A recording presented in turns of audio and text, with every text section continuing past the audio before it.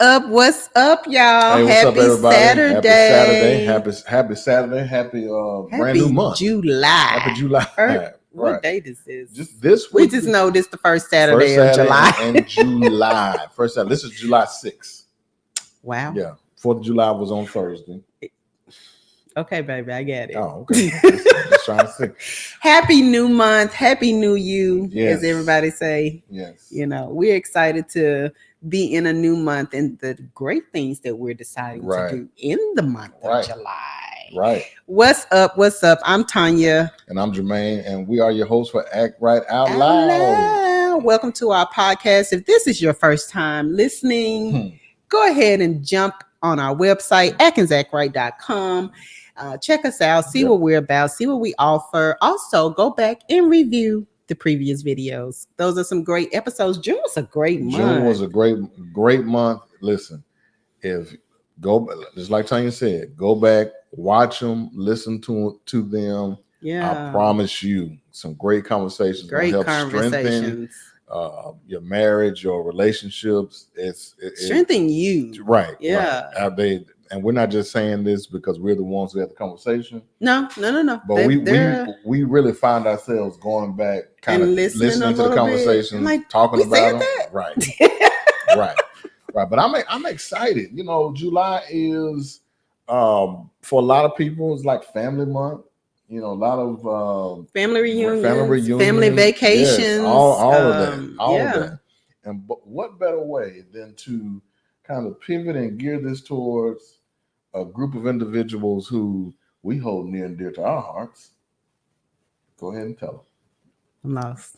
Go ahead and tell them. You're not.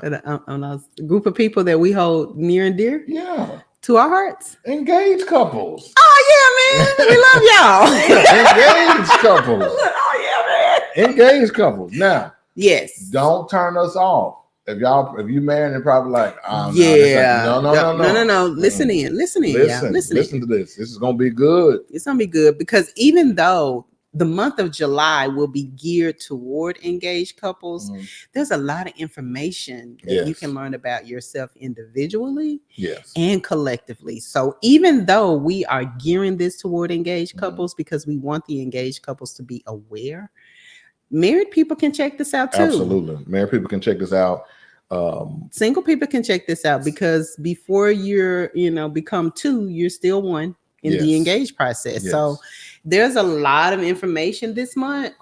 It's going to be so good, y'all. Man. So if you are engaged or if you know someone that is engaged this month, they need to tune in. They do. Yeah. And we'll take a little step further. Seriously dating. Sometimes that's a rocky slope, Doc. But I'm talking about for those who are super serious, like they know, serious. Like the gentleman knows that this month I'm going to propose. Okay, so they're in the process of getting engaged. Like seriously dating. They've been talking about what it looks like to be engaged, what it looks like to be married. Yeah, they like seriously dating. Okay. Some people out here faking and playing. They play dates. Play dates. Like kindergarten, right? Play date. So you're still a child, right? Okay, got it.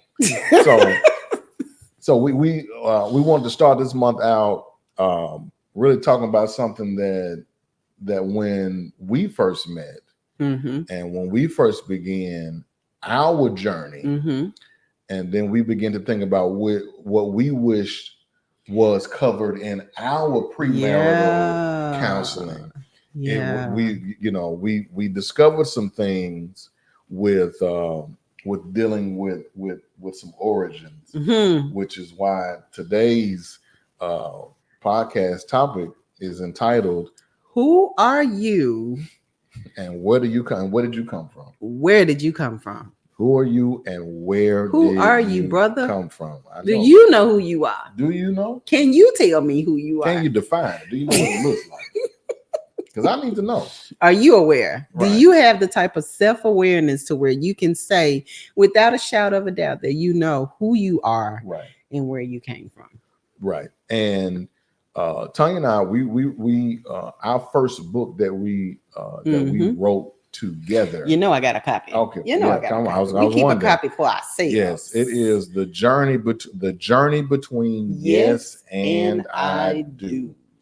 as soon as that gentleman pops that question, and as soon as she says yes, that's when that journey begins. Now, I know that people like to be surprised, when, he gets down on one knee in front of your whole family. You got to record it. You got a photo shoot and everything. I know that's nice and pretty, but I need y'all, not you. I need y'all Thank you. to have a conversation before the engagement even takes place. You need to have that conversation in terms of what would us being engaged, don't even get to marriage yet, what would us being engaged look like? What would it look like? Yeah. Have that conversation. Venture out and really kind of look at that from a in a futuristic aspect, and seeing because a lot of times people skip over that, and then once they get into the actual marriage itself, it's like, I didn't sign up for this. Yeah. I didn't know this. Yeah, that's because when the engagement happened, the first thing on your mind was, I wonder what my dress gonna look like, and we need to pick a venue, and what my ring look like, where you get my ring from, and the materialistic things of being married, or being engaged, and don't get us wrong, we're not saying that those things are not important, but what's more important than the material aspect of the actual wedding ceremony is the actual strength of the marriage itself. And the beginning stages of strengthening your marriage is really getting to really know this individual who you now are engaged to, or who you now are considering to act, to be married. Right, because the marriage doesn't start when you sign the paper. No. And you agree that when you say I do, that's not when the marriage starts. The marriage starts when you make the decision that was the goal. Right. That's when the marriage starts. So we wanted to take out time in this episode to discuss your home of origin, where you came from, because you can't know who you are if you don't know where you came from and how where you came from affected who you are today. And you don't have a clear map of where you're going if you don't get a clear understanding, where you don't get a clear understanding of where you've been, or where you come from as well. So when we talk about home of origin, or you may hear us say sometimes family origin, both are the same, one and the same. Basically, what we're speaking of is in terms of, like, before you go into the marriage with your significant other, what have you, it is very important that you make sure that you all have taken the journey to do the research on where you all come from as an individual, like from family. We talk about in the book, The Journey Between Yes and I Do. That's one of the first things that we actually start talking about, because not only did our journey start out in terms of co-workers and friendships, that was before the engagement. But once we got engaged, then we were really able to really dive into where we come from and who we are as individuals. Yeah, but I don't think we got too deep into our home of origin until like the first year and a half. Right, because we begin to do things. We begin to really show our actions. And what I mean by that is we both will sit back like, so why do you do that? Yeah. And then there were these conversations like, this is what I've always done. Yeah. And this is how I was raised. Yeah. And this is what it looks like in my home. And we found out that we had two different images, backgrounds in terms of how we were raised and how we came up. And these are the things that a lot of people miss and don't really dive into. The beginning stages. Right. Yeah. This is the reason why. This is the reason why I believe that people should invest more in their marriage in terms of coaching and counseling versus so much into the actual ceremony. Yeah. We see $50,000 marriages. I mean, wedding ceremonies. But you don't want to pay $500 for no premarital coach. Right. And you cringing at the fact that you're getting ready to pay $1,000 to two people who ultimately are going to help guide you into what should be a successful marriage, and life together. Priorities. Right. So that's a whole nother that's a whole nother podcast. That's a whole nother podcast. Just just in the investment of, and we may have to talk about that. Like seriously, we may have to. And I say that because we've been to too many weddings to where we're like, oh, this is just amazing. This is immaculate. They had got ice sculptures and chocolate fountains, and then he's so extra. A year later, it's like divorce or on Rocky Road, right? Because some things that you don't find out or have the conversations about, like the home of origin in the beginning, they can affect you, but they don't have to destroy the relationship. Right. So that's why we encourage, if you're engaged or man, you trying to propose, talk about it first. Talk about, because you may be in a situation like us, like we were. Jermaine grew up in a household where his mom and dad were married. Right. My mom was a single mom raising 5 kids. Right. Mm-hmm. So the whole mindset of being a wife was nowhere near mine, in my brain. Right. I didn't know anything about being a wife. I didn't see a wife displayed in front of me. Mm-hmm. So a lot of what, a wife was, it was trial and error, right? Especially on the job training. Especially in my first marriage, I didn't know what a wife was. I didn't know how to, be a wife to my husband. I definitely didn't understand the biblical concept of being a wife, because that wasn't something that was integrated into my first marriage. But this marriage taught me more about, what God says a wife is, and how to see myself as an individual, and to know that being a wife is a role and it's not just who I am. Right. So a lot of those conversations don't get had. Right. Is that proper? Don't get had.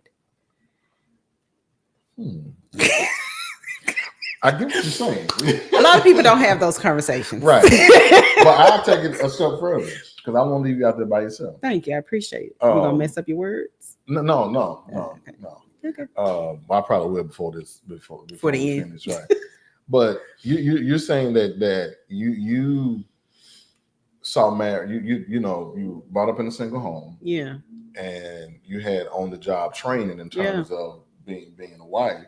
Well, yes, I saw a husband and a wife, my mom and dad, in the home, but it didn't necessarily get real to me until I was in that position myself. And I had to navigate and work through learning how to be a husband as well.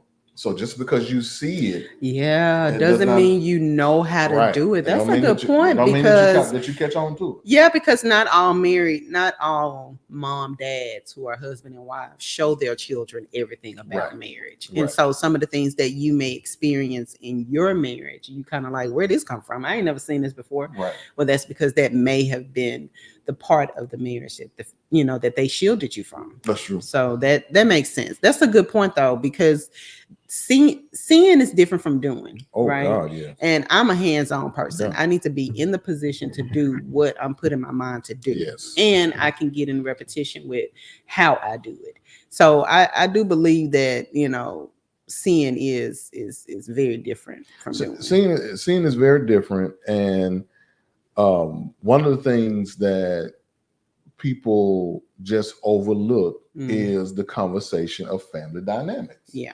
So here's our dynamics. So Tanya just told you she grew up in a single parent home.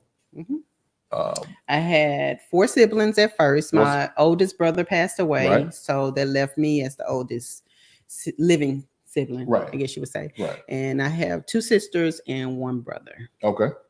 Living brother. My oldest brother passed.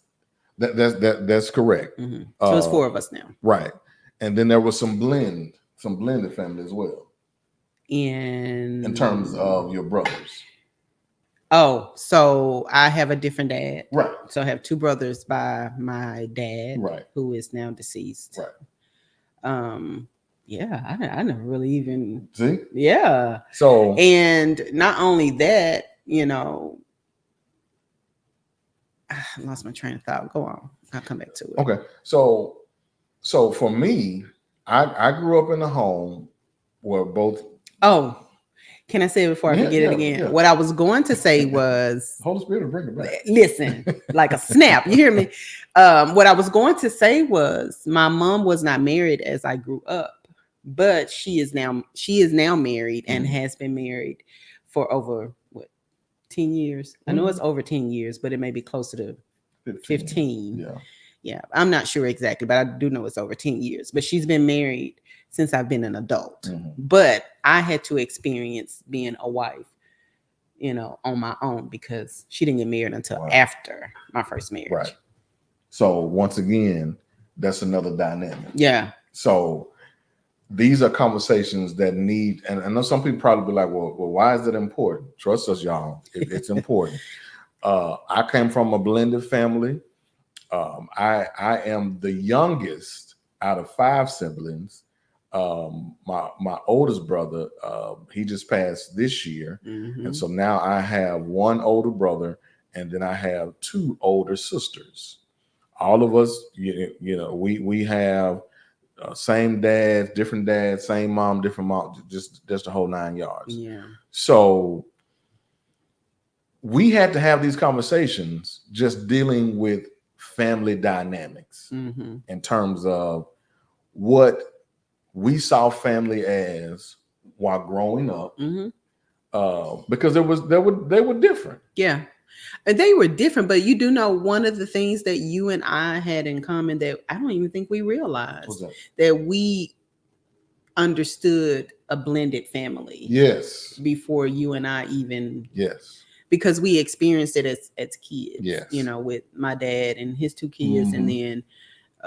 Well, he has more than 2, but you get what I'm saying. While I was growing up, it was just my brothers, and then even after that, when my mom got married, her husband has a son. Right. He has children. So a lot of the blended family we experienced. So I think that's kind of why it came a little natural to us. That's true. That's true. Because if you don't know, I have 3 kids from my first marriage.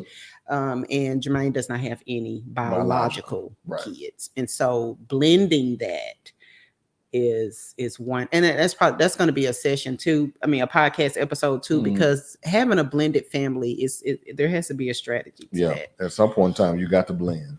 Yeah. And so many times people go into marriages with the mindset of them your kids, them ain't mine. And if you that's terrible. And if you start out like that, that's the wrong way. You need to go back and watch Marriage is More Than a Selfie because you have to be large enough to handle things such as that. Yes. So, but moving on. No, that was good. So there are different kinds of family dynamics. Yeah.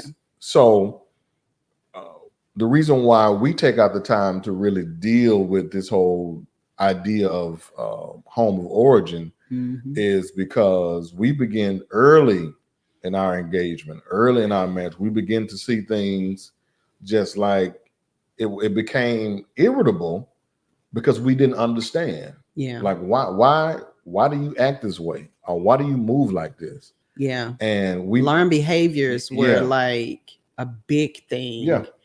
In the beginning, they were big, they were extremely big, but we were sitting back getting frustrated and upset with each other without explaining as to why we thought this way or why we moved this way, because it is very imperative that the family the family dynamics of the person that you're getting ready to marry, so that you all can, once you all get married or talking through your engagement, so that you all can begin to of visualize what you want your marriage to look like, what you want you all's marriage to look like. Yeah, it's okay to mirror some things. It's okay to mirror some things, but within question. It's okay, especially if you understand what you're mirroring. That's the reason why you got to have those conversations. Yeah, you know, a response to why do y'all do Christmas like this? Yeah, why do y'all always have to have dinner at the table? Yeah, at my house, we ate dinner in front of the TV. Right, those have to be explained. Well, because they shape the foundation of your household, right? So if what I saw in, as a kid growing up, my mom cooked and we ate wherever we could sit down and eat. If I was in a home situation like that, but you, on the other hand, when your mom or dad cooked, y'all sat at the table and had dinner. Well, I don't want to do that because I'm uncomfortable doing that. And I would prefer to do it the way that I've always done it. So in the midst of that, you have to know how to combine those two different lifestyles. You got to know how to combine it. Then there has to be some compromise as well. Oh, absolutely. And why you don't want to sit at the table? Right. So I'm just saying, at some point we got to have that conversation.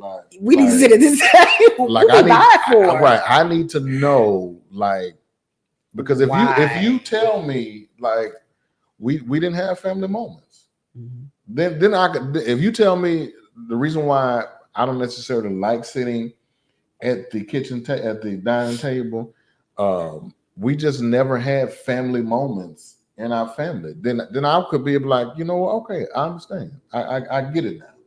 I get it. But if that is something that you desire for us to do, then let's talk about it and let's see how we can make it a reality. Yes. The thing about, home of origin and knowing, who you are and where you came from is communication.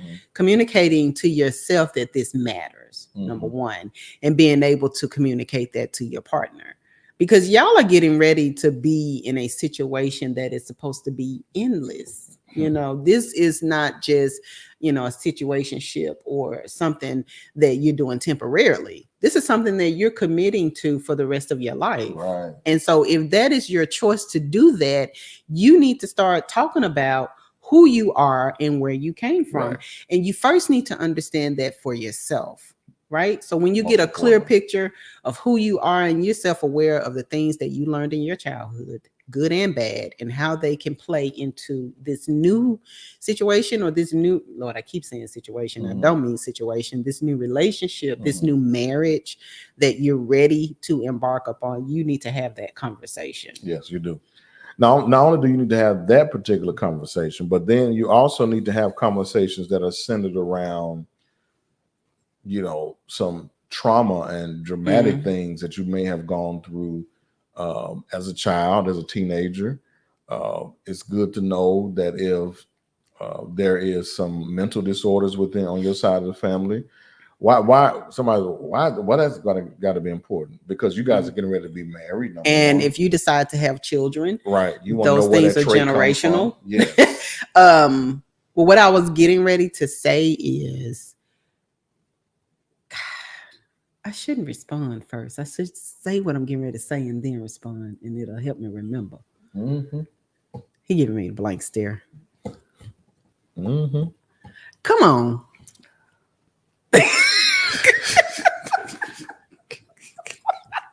Yeah, this is terrible. I literally have a stumbling block right now. Well, I come against that in the name of Jesus. Hallelujah. Loose here. We're gonna have a praise break. If it's gonna make your mind clear. God is faithful. Amen. God is faithful. But I need to know, and you need to know, if I came up in an abusive home. Yeah. Especially as a man, you need to know that. I need to tell you that my father, my mother used to abuse me. A lot of people when they're dating, this is when they're dating, they think to themselves, how much of my trauma should I reveal? And how soon should I reveal my trauma? Because if you've done the work and you realize that there are some things that happened to you in your past, right, or in your childhood that could come up in your relationship, and you're trying to figure out, how do I reveal that? Well, if y'all are getting to a situation to where, stop saying situation, if y'all are getting to a point where your relationship is headed to the next level, and you're engaged, or you're, thinking about moving in with each other and really having a monogamous relationship, reveal that. Right. Go ahead and reveal that. Please. Because I don't being traumatized can come up in the most weirdest times, right? You could be sitting out having a conversation, and the enemy will pop into your head and make you remember something that happened to you, and you take it out on the person that's next to you, and go figure it's your fiance. Yeah. And all of that is something that could trigger you in the grocery store. Something that could, you wake up in the middle of the night you screaming. Could see something or somebody that will put you in a state of anger, fear, hatred. And those are some powerful emotions that could just literally make your partner feel like you hate them. And so if you realize what those traumas are, and you realize that triggers come along with them, y'all need to have that conversation. That conversation, it has to be talked about. Yeah. And we really can't stress this enough, because what happens is, and we're not telling you things that we've heard, we're telling you things that we have seen and experienced. Yeah. What happens is, some of those things, they come out, and they are revealed after you said I do. After you said I do. Remember now, you're getting ready to marry the person that you believe and that you're supposed to be with for the rest of your life. And that means that this person is taking all of your baggage, all of your past trauma. So if Tonja is taking all of that, the least I can do is be open enough to say, hey, this will happen to me in my past. I hadn't always been like this. Yeah. I've struggled with telling the truth. Why? Because of this. And that's a thing. Like people think that lying is something that you just, know how to do. Lying is sometimes taught. Yeah. Oh, yes. In your household as a child. Right. Just like hate. Yeah. Those are taught. Right. And those are the learned behaviors that grow with time. Right. As you get older, you go, a little white lie never hurt nobody. But in actuality, it did. Right. Because what was small to you was big to someone else. So that travels with you. That, people like to say that's a spirit on you. Lying is a spirit. Yeah. That you have, and it travels with you as you grow. Right. In age. And so when it travels with you, and as you become an adult, it becomes bigger. Right. It becomes life affecting. So people need to understand that when I was a kid, I told little lies, like I didn't take that, or you know what I'm saying? Little things like that. But if you don't get in trouble, or if you're not reprimanded for, doing something that's deceitful, or if you continue to do that up through adulthood, teenage, young adult to adulthood, then it affects people. It does. It affects you, and it affects people as well. And it affects the person that you're married to, because you're walking around thinking like, oh, just because I didn't say this or this, it's nothing. But if this person was raised up in a home where they had to accept the responsibilities of when they got caught up in lies, and they just lived in a household that was just full of truth. That's gonna, they're like, we don't do that. I didn't grow up like this. It's gonna be like the angel and the devil. I didn't grow up lying like this. I grew up, telling, and some people being honest about what I've done. Yes. But that means you grew up in a household where there was good communication being taught. Right. But not everybody has that luxury. Right. And so you learn things from understanding a person's family dynamic. Yeah. And this saying, what's understood doesn't need to be said. I kind of disagree with that to a point. You know, you and me both. How do you know it's understood if you haven't said it? That's what's funny about it. What's understood? How you know it's understood? You may understand it, but I'm confused. I'm like, what are you talking about? Right. What's understood? Don't right. What I'm have you literally said showing you that I don't understand. Do you understand? Do you even understand? Apparently not, because you know that statement is a cop out. Right. Yeah. But this family origins, you know, family dynamics, is something that people think is small. You know, they don't think it's a conversation that needs to be had in the beginning of their relationship, because in that time or space that they're in, they may not even feel like they're affected by, you know, what happened in their household. But that may not even come to your memory until you get in a position of something that traumatized you. You may not even remember it until you're in the house one day and your fiance or, you know, now wife says something that triggers you. Right. And it's something that your mom used to do, and maybe you've lost your mom. So now you're in a very depressed state. And your spouse or fiance does not even understand it because you haven't explained to them how that death affected you. Right. So it's just family dynamics, y'all, is real and it matters. Hashtag family dynamics matter. Right. They do matter.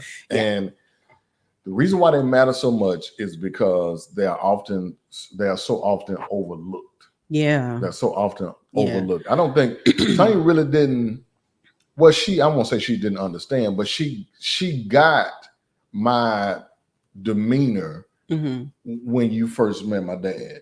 When you saw his demeanor. I understood a lot about you when I met your parents. Right. And so this whole thing of not bringing your fiance around your around girlfriend, everybody. You know, we made sure that we brought each other around, not just our immediate family, but our whole family, aunts, uncles, cousins, everybody, so that they could see ultimately this is what you're getting ready to marry into. So. But you know, a lot of people say, I'm not marrying your family, I'm marrying you. So, if you are marrying somebody that is close to their parents and loves family gatherings, you're marrying the family too. Because that is a part of the person you're marrying. Right. You know, you can't say I want to be connected to you, but disconnected from where you came from. And like, what does, if that's the case right now, that's a red flag. That's a red flag. I feel like you took pleasure in that. I did. That's a red flag. You see how my eyebrows they pop. Yeah. Do it again. That's a red flag. Because now I'm trying to figure out, okay, I get that you don't like going around your family, but what they got to do with you coming around my family? So we need to have a conversation. We need to have a conversation as to what why. Happened. What happened? Yeah, but I need to know. Yeah, why don't you like going around your family? Well, it's a lot of drama that comes along with going around my family. Okay. So why do we always have to go over your mom's on Sundays? You know, just because she's prepared dinner. I know how to cook. I cook for us too. So how do we discuss some compromise? Sometimes we go to your mom's. Sometimes we stay home and I cook. Or let's just combine the two. Yep. Or figure out a way, you know, to make them work. Right. Because that is the point of the conversation. That is the point of you discussing family dynamics. Because some people love being around their mom, their dad, their siblings. They love Saturdays of just chilling with their siblings. But if you have somebody that does not have siblings and does not understand how important that type of relationship is, you need to have that conversation and make them aware. Right. Yeah, because I mean, that's good. Our relationship with our siblings are different. Right. You know, you and your brother talk every day. Right. Yeah, I barely talk to my sisters, and that's because. Go on, clean it up now. Come on, don't just say I don't have to clean it up. I mean, I still would have said that. I don't force relationships, and like you've made statements a lot. Just because you're in family with someone does not mean you have a friendship with them. Oh, yeah, definitely. And our relationship is different. I love my sisters and I check on, and my brother. Course, I've actually talked to my brother a few times this month, right? With Father's Day, and then, last month. Well, it wasn't this month, last month. But I'm sure I hear from him again, with my birthday and everything. But here's the thing, though, y'all. I just went on kind of a ramble. No, that's okay. But here's the thing. What Tonja just said has nothing to do with any kind of beef or anything like that. No. What she basically she's an introvert. Absolutely. Even within her family. The only reason I'm able to do this is because y'all not in my house looking at me. That's very true.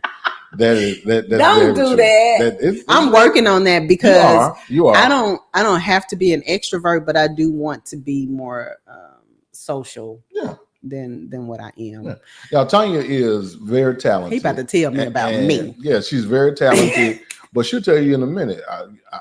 I'll do what I do behind the scenes. I don't have to. Oh, I don't have to be front and center. Right. Yeah, that's why I like being married to you as a pastor. That's another conversation. If you are a pastor, in any capacity, and you're getting married, you need to have that conversation about what that position. Oh, yeah. Because now, not only are you my spouse, about to be my spouse, you're also going to be the leading lady of this ministry. Right. So that is a conversation that needs to be had because I didn't choose. Yeah, you didn't. You did not. But and what I was about to say was sitting on the front row was a thing for me because I don't always sit like a lady, and I just don't like to be front and center. Okay. It makes me cringe, but I understand. You be sitting up there like on Love and Basketball. How she was sitting at the prom. You wrong for that. I don't sit that bad. You sit like a ball player. I don't sit that bad. He deserved that pinch. I do not sit that bad. But what I was saying was I just don't like to be in the front all the time, but I've gotten used to it now because the members make me feel comfortable, and you, of course, you are a main reason why I do it because that's a preference of yours, and I'm okay with compromising in things that make me uncomfortable. Right, but so what's interesting about the conversation that we're having is if you all find yourself in situations like that, and you see a certain behavior or you hear a certain conversation, it always gives you the opportunity to just ask one simple question so that you can understand and so that it will help you within the marriage. It's simple. Why do you act like that? Don't take it in a bad way. Maybe not frame it like that. Because how you frame it is going to make a difference. That's true. What you mean? Act like what? Well, I could get offended from And how. My response to that is, well, what I mean is, how long have you operated the way that you operate? Or be specific. Right. Why do you have to go over your brother's house every Saturday? Right. Because it may be something that is a lot deeper than I know about. And if I simply hear the reason why, then you will be either open to really understand it, and especially if it's something, special and detrimental, whatnot, you'll be more open to, okay, I didn't know that. Yeah. I understand. And now I know that we can schedule certain things around that compromise. But if the conversation is never had, and you just sit back wondering, like always wondering, or why they do this or why that, but you never ask. That's an issue. Yeah. And that problem, because with you never asking, resentment builds up, frustration builds up. And then when you get ready to really express how you feel, it's not going to come out. Right. Because you already feel some kind of way. Right. But I was just thinking about when you and I first started waking up to each other, and you would get up 6 a.m. on a freaking Saturday, y'all. 6 a.m., drink his coffee and do whatever is ever. Studying. And reading. I'm not an early riser. Right. Especially on a Saturday because I have to be at work at 7 a.m. through the week. So I'm not getting up at 6 a.m. on a Saturday. Right. And so I'm still in bed. And I mean, he's not loud. You're not loud when you get up. Yeah, you move with peace and grace. Like a ninja. But it's just that sometimes I roll over and you're not there. And that became an issue with me because I love to touch him in the morning. Right. I mean, don't take that the wrong way, but I mean, you can if you want to. Listen, we're in 2024. They took it. We already know, right? They out there. But he did not understand how important that was to me because I did not explain that to him. And we did not have a conversation about, affection, intimacy, things like that. And so until we had that conversation, you became more aware of it. Right. And not that you were doing it just to please me. I think you like it just as much absolutely. as I do. So the point of that was you were not aware of that until I made you aware of it. Right. Closed mouth don't get fed. How am I supposed to know what's wrong with you if you don't tell me? And vice versa. I had to explain to you as well. Why you were early riser and why you got up so early in the morning. You were spending time with God and things of that magnitude. Right. So to not be in a marriage, I've never been in a marriage before with someone that had a healthy relationship with God. And so because I didn't understand that, I'm like, it don't take all that to do that. Right. Right. What's going on? But us having that conversation brought about understanding. And so now we know each other's morning routine and we're comfortable. Yeah. With it. But that was a conversation that we didn't have during the journey. And before the journey, we didn't have that conversation until after I do. Right. Yeah. Right. And so as you can see, when you don't have the necessary conversations that you need to have in terms of routines and just in terms of you carrying over behavior just from how you grew up in a home, if you're not having that conversation, it won't lead to the best places if you allow it to linger on for so long and you not have that conversation. Right. So, who are you and where did you come from? That is about you understanding the importance of your home of origin, your family dynamics, things that could, form, what am I trying to say? Shape things that could shape the foundation of your marriage. So these are conversations that we think you should have before even in proposing. Right. Talk about marriage, talk about what that looks like for you, talk about your expectations. Yes. People think because you're married you shouldn't have expectations of each other. Now you're right. You're right. You can share your expectations and also be open for some of your expectations to be dissected. When you're gonna dissect my expectations, if they become unreachable, make sure they're reachable. Be smart about your expectations. Don't just create expectations based off what you saw on social media from one of your favorite couples. That's in the media or somebody that you saw on TV. Don't shape your expectations around someone else. You have to be strategic enough to plan what marriage looks like for you and your partner and not what it looks like for Jada and Will. Right. Right. And I'll say this and this will be a final note. Don't go into your journey thinking that the journey will automatically just change the way this person acts. And that means what I'm saying is if they showing you who they are before the proposal and after proposal, just know that's who they are. That's who they're going to be after you say I do. And if there's anything that's negative that you all don't talk about, well, negative and positive. That or dysfunctional. Or dysfunctional. Yeah. Yes.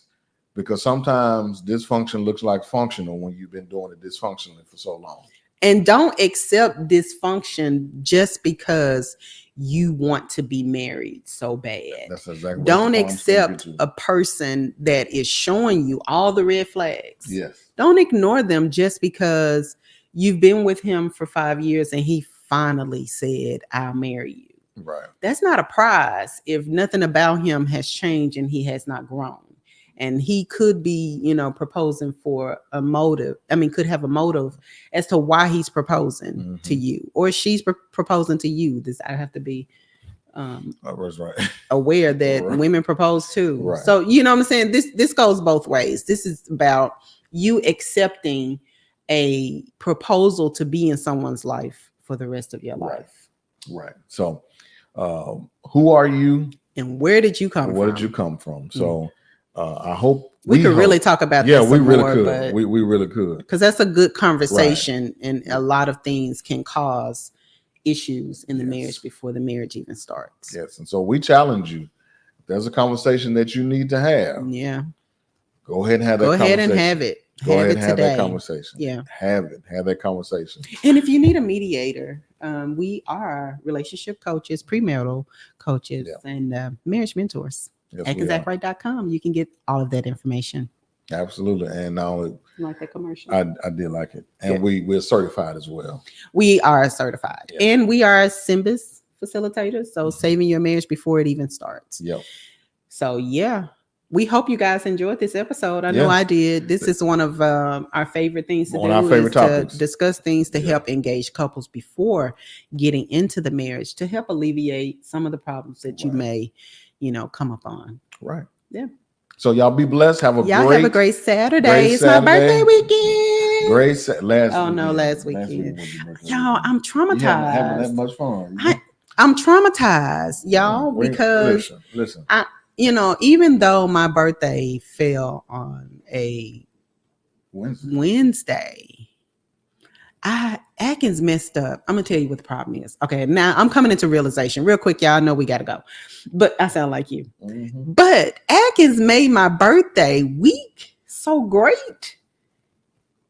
I want to have it again. And I'm here to tell you, we don't have the expense to have a whole nother birthday again like you had.